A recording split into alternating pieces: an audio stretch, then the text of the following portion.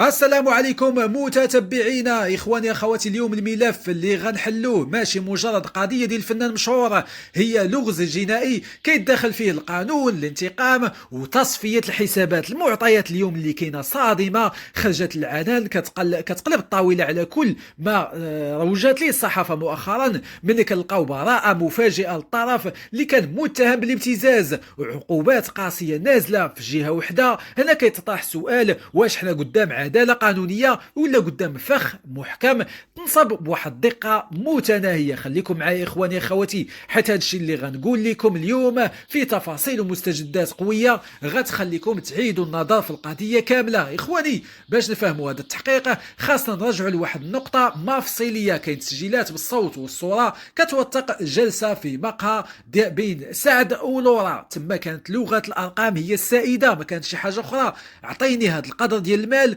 ونعطيك البراءه ديالك. هذه العباره بالحد ديال ذاتها كانت كافيه باش تبين ان الملف ما كانش غير قضيه اعتداء، بل تحول لعمليه مساومه على الحريه. لورا واجهوها بهذه التسجيلات والاعتراف ديالها قدام القاضي كان صادم. درت هذا الشيء حيت خافت القضاء ما يديهاش فيا وما يعطينيش حقي. كيفاش الواحد كيدعي انه ضحيه وفي نفس الوقت كيطلب مبالغ خياليه اخواني مقابل تنازل؟ هذه هي الحلقه اللي كانت مفقوده في هذه السلسله. اذا اخواني، نهار الجمعه اللي فاتت وقعت واحد المفاجاه اللي هزات العائله ديال سعد. القضاء الفرنسي نطق بالبراءه التامه ديال لورا من تهمه ديال الابتزاز ديال سعد المجرد، وانها طلبات منه انه يعطيها اموال طائله. اذا اخواني اخواتي، تخيلوا معايا عصابه مكونه من تقريبا 7 ديال الاشخاص، تسجيلات صوتيه، ايميلات من المحامي السابق كيطلب فيه 400 ألف يورو، يعني مبلغ 400 مليون مغربية. وفي الأخير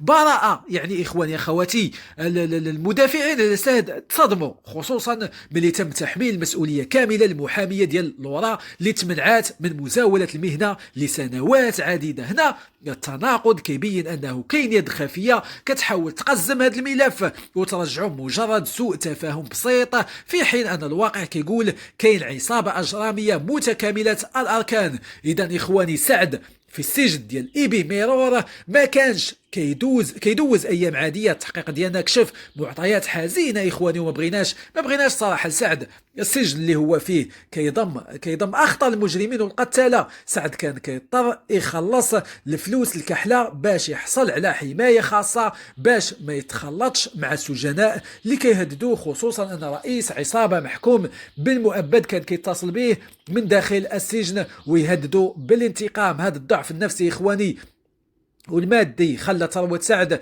كتذوب لدرجة أن عائلته استنجدت بالديوان الملكي إخواني لمواجهة مصاريف التقاضي والسكن الغالية في فرنسا. السيد صافي وصل للضص إخواني، ما بقى عنده باش يزيد هذا المصاريف الكثيرة على الحبس، حتى كل ليلة كيدوزها في الحبس. فهو كيحاول بحال اللي كيكري واحد الزنزانة اللي كتكون بأموال باهظة باش ما يدخلش وسط السجناء والقاتلين اللي ممكن يتعدوا عليه ببرودة دم. المؤامرة ما توقفتش عند هذه حدود المحكمة، بل وصلت لعالم اليوتيوب. الجهة الأخرى راسلت إدارة المنصة الحمراء والنتيجة كانت قاسية: حيدوا الدخل على قناة سعد اللي فيها 11 مليون مشترك. هذه الخطوة مدروسة مزيان، الهدف منها هو خنق الفنان ماديا، ما يبقاش عنده باش يواجه المصاريف القضائية. قارنوا هذه الحقرة إخواني مع فنانين عالميين بحال بوف ديدي اللي رغم التهم الجنائية الخطيرة عليه القنوات ديالو باقا خدامه والدخل باقي خدام،